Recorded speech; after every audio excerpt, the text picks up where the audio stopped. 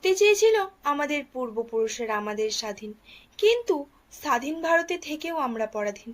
জানো কেন হচ্ছে আমার দ্বারা এসব কথা বলা? কারণ আমি হলাম এক মহিলা। শুনলাম অত্যাচার হয়েছে এক নারীর ওপর, নাম তার মৌমিতা দেবনাথ।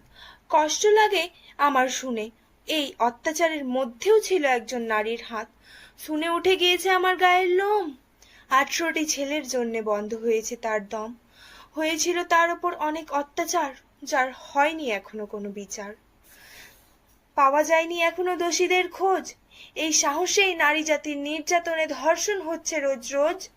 দেশের মুখ্যমন্ত্রী দেবে নাকি তার পরিবারকে 10 লক্ষ টাকা? এ কথা বলতে তার মুখে বাঁধলো না কাটা?